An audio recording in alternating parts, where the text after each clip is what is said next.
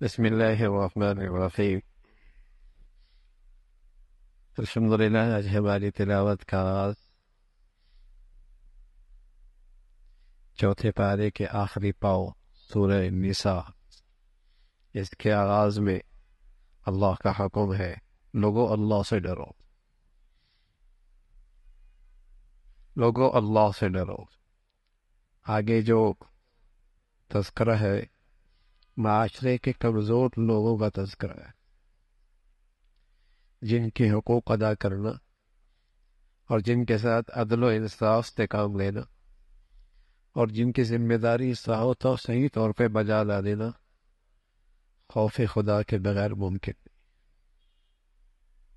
اللہ کا خوف ہوگا تب ان کمزور طبقے کے ساتھ بھی انصاف ہوگا، ان کی حقوق کی ادائیگی ہوگی، ان کی ذمہ داریاں صحیح طور پہ بجا لائی جائے گی۔ ان میں یتیم ہے، ایسا نہ کرنا اچھا مال اپنے پورے مال سے تبدیل کر دو۔ بچیوں کے وراثت کا معاملہ ہے، عورت کے حقوق کا معاملہ ہے۔ شریعت نے 1 سے 4 کی اجازت ضرور دی ہے، لیکن عدل شرط ہے، انصاف شرط، استعداد اور صلاحیت شرط، ورنہ ایک اتفاق، پھر ظلم نہ کرو، پھر زیادتی نہ کرو۔ اسلام سے پہلے جاہلیت میں متعدد شادیوں کی اجازت تھی، رواج تھا، لیکن وہاں کوئی حد نہیں تھی، 10 20 سینکڑوں۔ اور وہاں ایک عورت مشہور ہوتی تھی کہ یہ بیوہ ہے، شوہر زندہ ہے، زندہ شوہر کی بیوہ، یعنی اس کے کوئی حقوق نہیں تھے، اس کے کوئی حقوق نہیں تھے۔ اسلام نے 1 سے زائد کی اجازت دی، لیکن شرط لگائی عدل کی، انصاف کی، اور اس کی حد بھی مقرر فرمائی، ورنہ پھر ایک پر اکتفا کرو، اور جب شادی کرو تو اس کا مہر دو جو مقرر کیا ہے، نہیں تو کل قیامت میں مقروض اٹھو گے، ان کا قرض دو۔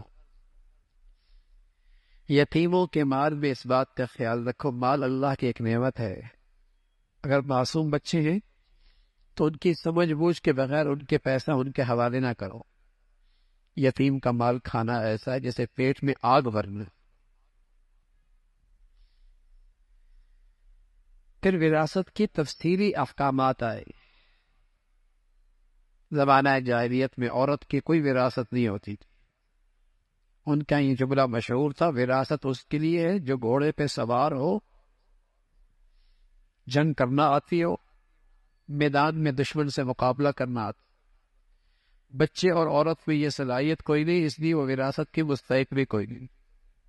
اسلام آیا، اس نے ہر کمزور کے حقوق کا تحفظ کیا، بچوں کے حقوق بھی بتائے، عورتوں کے حقوق بھی بتائے، اور پھر تفصیل کے ساتھ وراثت کے احکام بتائے۔ اس میں ماں کا بھی حق ہے، بیٹی کا بھی حق ہے، بیوی کا بھی حق ہے، ٹھیک ہے، باپ کا بھی ہے، شوہر کا بھی ہے، اولاد کا بھی ہے، سب کے حصے مقرر کیے۔ اور کچھ ایسے رشتہ دار ہیں جو ضرورت مند ہے، وراثت کے مستحق نہیں ہے، وراثت کے حقدار نہیں ہے، ان کو اگر کچھ دے دیا تو اچھی بات ہے۔ اور بتایا کہ وراثت کے حصے اللہ نے مقرر کیے، تم اس میں کبھی زیادتی نہ کرنا، اللہ زیادہ علیم ہے، زیادہ حکمت والے ہیں، تمہیں نہیں پتا کس کے لیے کیا بہتر ہے، اللہ زیادہ جانتا۔ یہ جو اللہ رب العزت نے حصے مقرر کی ہیں، تم ان حصے کے مطابق وراثت کو تقسیم کرو، یہ اللہ کے حدود ہیں، اس سے تجاوز نہ کرو۔ اس میں پورا ایک رکوع ہے اور بڑے تفصیل کے ساتھ وراثت کے احکام ہیں، لیکن بدقسمتی ہے آج مسلمان انہی احکامات میں بڑی کھتائی کا، اور پھر کچھ عرصے کے بعد ایسی جنگ کھڑی ہوتی ہے کہ کوئی اس کا صلح کا سرا نہیں ملتا۔ ابھی کی صلح کیسی ہو؟ اس لیے کہ جب وراثت کا وقت تھا تقسیم نہیں ہوئی، جائیدادیں جس کے پاس تھی پڑی رہ گئی، اب وہ لاکھوں کی کروڑوں کی ہو گئی، ہزاروں کی لاکھوں کی ہو گئی، اب کا جی چاہتا ہے دینے، اب جنگ کھڑی ہو، لڑائی جھگڑے اور نہ ختم ہونے والی نفرت۔ وقت پہ وراثت تقسیم ہوئی، شریعت کا حکم ہے جانے والا جیسے ہی چلا جائے سب سے بڑی اس کے ساتھ خیر خواہی یہ ہے کہ اس کی وراثت جلدی تقسیم کر دو شریعت کے مطابق۔ بیٹیوں کا ہے، بہنوں کا ہے، بیوی کا ہے، باپ کا ہے، چھوٹے بچوں کا ہے، سب کا حق تقسیم کر۔ اور پھر ساتھ اللہ رب العزت نے بار بار فرمایا کہ دیکھو اللہ علیم اور حکیم ذات ہے، یہ حصے اس کے مقرر کردہ ہے، یہ اس کے مقرر کردہ۔ آگے شہوت کو غیر فطرتی انداز میں پورا کرنا، غیر فطرتی انداز، ناجائز حرام طریقے سے، اس کی مذمت فرمائی ہے، اور فرمایا کوئی بھی جہالت اور نادانی میں گناہ کرے گا، توبہ کرے گا، اللہ رحم فرما دیں گے، لیکن توبہ شرط ہے، ندامت شرمندگی شرط ہے، اللہ تعالیٰ معاف فرما دیں گے۔ اور فرمایا کہ زمانہ جاہلیت کی طرح نہیں کہ کسی کا شوہر کا انتقال ہو گیا تو اب اس بیوہ کی جائیداد بھی لوٹ لی اور اس کا بھی کوئی حق نہیں کہ جہاں مرضی شادی کر لے، اس کا کوئی حق نہیں۔ جیسے اس کی زمین وراثت میں جا رہی ہے، ایسی زمانہ جاہلیت میں اس کی بیوی بھی وراثت میں جا رہی ہوتی، جس کی طاقت ہوتی تھی اسی قبضے میں چلی جاتی، اس کی مذمت فرمائی۔ اور پھر ان تمام رشتوں کا تذکرہ فرمایا جو قرابت کی وجہ سے، جن سے نکاح جائز نہیں، پھپھی، خالہ، تمام رشتوں کا تذکرہ فرمایا، اور ساتھ ساتھ بتایا کہ یک باری کی ایک ہی ساتھ دو بہنوں کا نکاح بھی جائز۔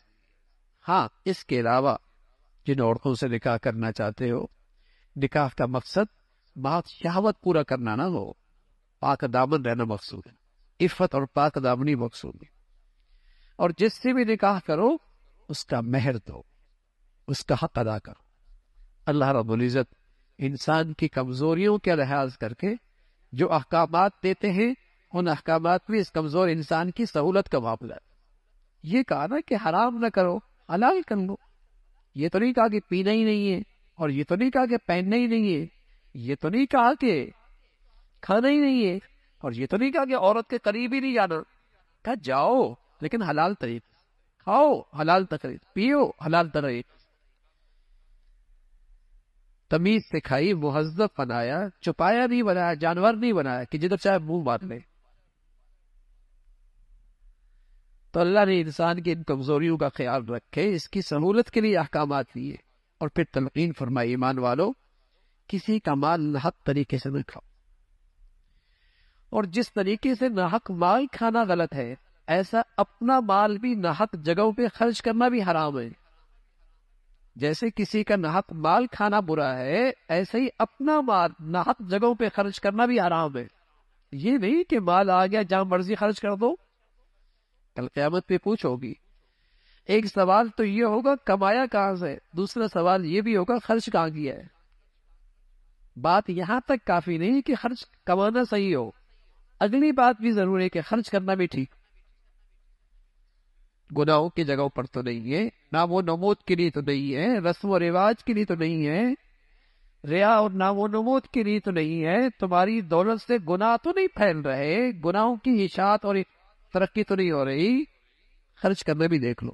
اس کا ذکر فرمایا، ہاں چھوٹے گناہ نیکیوں سے معاف ہو جاتے، چھوٹے چھوٹے گناہ نیکیوں سے ہی معاف ہو جاتے ہیں، لیکن کبیرہ گناہ کے لیے توبہ شرط، توبہ ضرور۔ گھر کی زندگی بڑی اہم زندگی، گھر کی زندگی بڑی اہم زندگی، پورا معاشرے کی پہلی اکائی گھر کی زندگی ہوتی ہے، اس کا ایک سربراہ ہوتا ہے، وہ سربراہ مرد ہے، وہ سربراہ مرد ہے، اس لیے کہ مرد کی ذمہ داری ہے نان نفقہ، اس عورت کی ضروریات کی ذمہ داری مرد پر ہے، نان نفقہ، جو خود کھائے اسے کھلائے، جو خود پہنے اسے پہنائے، جیسے اپنی ضروریات کا خیال رکھتا ہے اس کی ضروریات کا بھی خیال رکھتا ہے، اس کو ذمہ دار بنایا ہے۔ ذمہ دار کا مطلب یہ نہیں کہ حکمران ہو گیا وہ رعایا ہو گئی، نہ مطلب یہ ہے کہ زندگی تو محبت کے ساتھ رہے، باہمی اعتماد کے ساتھ ہو، لیکن ظاہر ہے کسی بھی جگہ کا کوئی ذمہ دار نہیں ہوگا تو وہاں معاملے چوپٹ ہو جائے گا، نظام خراب ہو جائے گا۔ ذمہ داری اس کی سپرد ہے، نان نفقہ اس کے ذمہ ہے، گھر کا ذمہ دار بھی یہی ہے۔ پھر تلقین فرمائی کہ اگر آپس میں انبن ہو جائے تو اس کی تربیت کے طریقے ہیں، بستر الگ کر دو، اسے سمجھا دو، تنبیہ کر دو، اور گھر کا معاملہ گھر تک رہنے دو، عدالتیں میں نہ جاؤ، دونوں خاندانوں کے بڑے مل کر بیٹھ کر بات کر لیں، بات سڑکوں پہ نہ جائے، بازاروں میں نہ جائے، اور اگر دونوں خاندانوں کے بڑے گھر جوڑنا چاہیں گے تو اللہ رب العزت فضل فرمائیں گے، گھر جڑ جائے گا۔ پھر تلقین فرمائی، حقوق کا تذکرہ فرمایا سب سے پہلا حق اللہ کا ہے، اللہ کی وحدانیت، اللہ کی عظمت، پہلا حق اللہ کا، پھر والدین کا حقوق، اسی طرح پھر پڑوسی کا حقوق ہے، قریب والا پڑوسی، دور کا پڑوسی، مسکین، محتاج، سب کی مدد کرو، اس کا تذکرہ فرمایا، اس لیے کہ جب معاشرے میں خیر خواہی ہوگی نا تب معاشرہ محبت سے جڑے گا نا،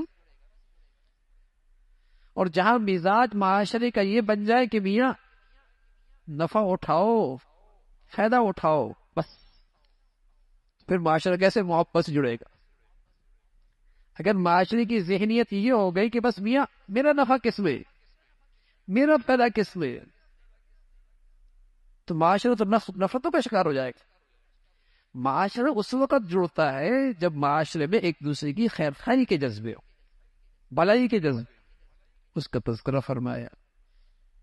پھر شراب خوری کے بارے میں، شراب کی پینے بارے میں ذہن سازی کی گئی کہ نشے کی حالت میں نماز کے قریب مت جاؤ، وَلَا تَقْرَبُوا الصَّلَاةَ۔ اب قرآن کی کوئی آیت چھوٹی سی پڑھ کے کہہ دینی قرآن میں نماز کے قریب مت جاؤ، اگلی بات بھی تو ہے وَأَنْتُمْ سُكَارَىٰ، نشے کی حالت میں مت جاؤ۔ یہ ذہن سازی کی جا رہی ہے، شراب کی حرمت بعد میں آئی، کہ پہلے ذہن سازی کی جا رہی ہے کہ شراب نشے کی حالت میں قریب مت جاؤ، اس کا تذکرہ فرمایا۔ پھر یہودیوں کی مذمت فرمائی، اللہ کے کلام میں تعریف کرنے والے، مسلمانوں سے حسد، کینہ، بغض رکھنے والے، ان پر اللہ کی لعنت ہے، اس کا تذکرہ فرمایا۔ پھر ایک واقعہ پیش آیا، ایک منافق اور ایک یہودی کے درمیان کسی بات پہ جھگڑا ہو گیا، بات فیصلے کے لیے حضور علیہ الصلوۃ والسلام کے پاس آئے، حضور علیہ الصلوۃ والسلام نے فیصلہ یہودی کے حق میں دیا، وہ حق پہ تھا، منافق مطمئن نہ ہوا، اس نے کہا عمر کے پاس جائے گی رضی اللہ تعالیٰ، اس کا خیال تھا کہ عمر یہودی کا نام سنتے ہی میرے حق میں فیصلہ کر دیں، عمر کے پاس گئے، دونوں نے اپنا کیس سامنے رکھا، معاملہ سامنے رکھا، یہودی کہنے لگا عمر فیصلہ کرنے سے پہلے میری بات سن لو، تمہارے نبی نے فیصلہ میرے حق میں کر دیا ہے۔ عمر رضی اللہ عنہ اندر گئے، تلوار لے کے آیا اور اس منافق کی گردن اڑا دی، اور فرمایا جو اللہ کے نبی کا فیصلہ نہیں مانتا پھر اس کا فیصلہ عمر کی تلوار ہی کرے۔ منافقین نے بڑا پروپیگنڈا کیا کہ ہمارا آدمی مار دیا، اس لیے کہ نام نہاد مسلمان تو تھا نا، بہروپیہ تھا، بہروپیہ، اندر کفر تھا، مسلمان بنا ہوا تھا۔ قرآن نے عمر کی تائید میں قرآن کی آیتیں آ گئی، پر میں وہ مسلمان نہیں ہوا کرتا جو نبی کے فیصلے کو نہ مانے، وہ مسلمان نہیں ہوا کرتا جو نبی کے فیصلے کو نہیں مانے۔ فَلَا وَرَبِّكَ لَا يُؤْمِنُونَ حَتَّى يُحَكِّمُوكَ فِيمَا شَجَرَ بَيْنَهُمْ۔ اور یہ فیصلہ صرف نبی کے زمانے کا نہیں ہے بھائی، آج بھی ہے، آج نبی تو موجود نہیں لیکن نبی کی تعلیمات موجود ہیں، نبی کی زندگی کے فیصلے تو موجود ہیں۔ مسلمان تو وہ ہوتا ہے جو اللہ اور اللہ کے رسول کے حکم کے سامنے سر خم تسلیم کرے۔ مسلمان کسی بھی نسبی برادری کا نام تو نہیں ہے نا، کسی نسبی برادری کا نام نہیں کہ چونکہ وہاں پیدا ہوا تو یہ مسلمان رہے گا، نہیں، تو مسلمان تو ایک زندگی کا نام ہے، اگر وہ زندگی ہوگی تو مسلمان ہوگا۔ مسلمان کسی قوم کا نام نہیں ہے،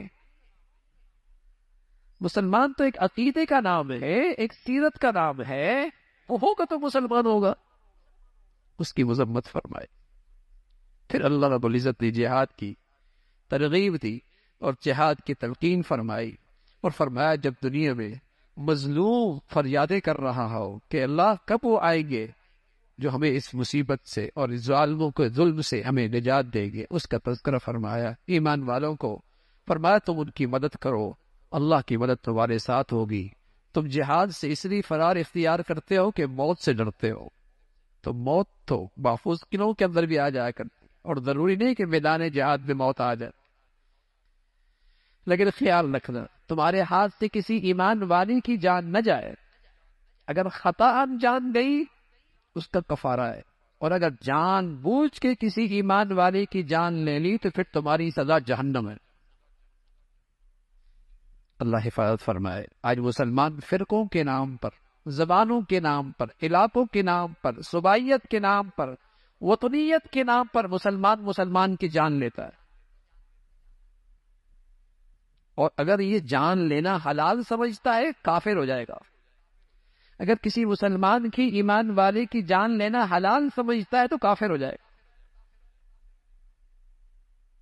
ایک مسلمان کی جان لینا تو اللہ کیا بڑی قیمتی ہے، اس لیے بہت احتیاط اس کا تذکرہ فرمایا کہ ایک مسلمان کی جان اللہ کے یہاں بہت بہت قیمتی۔ اور پھر شرک کی مذمت فرمائی۔ اللہ رب العزت سب خطاؤں کو معاف فرما دیں گے، لیکن مشرک کا شرک معاف نہیں فرمائے۔ شرک اللہ کی ذات میں کسی کو شریک کرنا، یا اللہ کی صفات میں کسی کو شریک کرنا، چاہے عبادت بدنی ہو، چاہے مالی ہو، چاہے زبانی ہو، جو اللہ کے لیے خاص ہے کسی اور کے لیے نہیں کر سکتے۔ آپ التحیات میں پڑھتے ہیں نا، التحیات للہ والصلوات والطیبات، تمام بدنی عبادتیں، مالی عبادتیں، زبانی عبادتیں کس کے لیے؟ خالص اللہ کے لیے۔ سجدہ صرف اللہ کا ہے، طواف صرف اللہ کے گھر کا ہے، قبر کا نہیں۔ نظر و نیاز صرف اللہ کی ہے۔ سجدہ تعظیمی کسی غیر کے لیے ناجائز، سجدہ تعظیمی ہو یا سجدہ عبادت کا کسی غیر اللہ کے لیے حرام۔ سجدہ اللہ کا حق۔ شرک اللہ معاف نہیں کرتے، اور ان کی مذمت فرمائی اللہ رب العزت۔ جو بھی ایمان اور ایمان کی زندگی لے کے آئے گا، اللہ رب العزت اس کی نیکی ضائع نہیں کرے گی۔ پھر زمانہ جاہلیت میں جو عورتوں پہ مظالم ڈھائے جاتے تھے اور ناانصافیاں اور زیادتی کی جاتی تھی، اس کی مذمت فرمائی، اس کی مذمت فرمائی۔ اور اللہ رب العزت کی قدرت کا تذکرہ ہے، اور ایمان والوں کو تلقین فرمائی، اپنے ہوں یا بیگانے ہمیشہ انصاف سے کام لینا، عدل سے کام لینا۔ اور اللہ کا حکم ہے ایمان والو ایمان لے آؤ، ایمان والو ایمان لے آؤ، یعنی ایمان والو یقین لے آؤ، یقین۔ اللہ کے نبی صلی اللہ علیہ وسلم نے جو انسان بنائے نا، انسان، آج دنیا چیزیں تو بناتی ہے، انسان نہیں بنا رہا دنیا۔ آج دنیا میں یہ جنس نایاب ہے، پیغمبر دنیا میں انسان بنایا کر، اور جب دنیا میں انسان بن گئے تو دنیا میں امن اور سلامتی تھی۔ آج دنیا میں چیزیں بن گئی ہیں، انسان کی جنس نایاب ہے، اور اللہ کے نبی نے جو انسان کو بنایا، کون سا نسخہ استعمال کیا؟ یقین کا۔ اللہ کی ہستی ہے اور ہر جگہ ہے، یہ یقین پیدا کرتی ہے۔ تو کیا ہوا؟ اس کی خلوتیں اور تنہائیاں بھی پاک ہو گئی، اس کی زندگی پاکیزہ ہو گئی۔ اللہ کی ہستی ہے۔ میرے سامنے بچہ ہو تو میں گھٹیا حرکت نہیں کرتا، بچہ دیکھ رہا ہے، اللہ دیکھ رہا ہے، حیا نہیں کرتا۔ کیا مطلب؟ اللہ کی ہستی کا یقین نہیں نا۔ معصوم بچی دیکھے تو کچھ شرم کروں، حیا کروں گا، لحاظ کروں گا، کچھ پردے میں چلے جاؤں گا، کچھ اوٹ میں چلے جاؤں گا۔ اللہ دیکھ رہا ہے، حیا نہیں آتی، اس کا لحاظ نہیں ہے۔ تو وہ یقین پیدا کیا کہ اللہ کی ہستی ہے، اور اس ہستی کے دربار میں کل تمہاری حاضری ہے، احتساب ہونا ہے۔ اس نے انسان کے اندر کی کایا پلٹ دی۔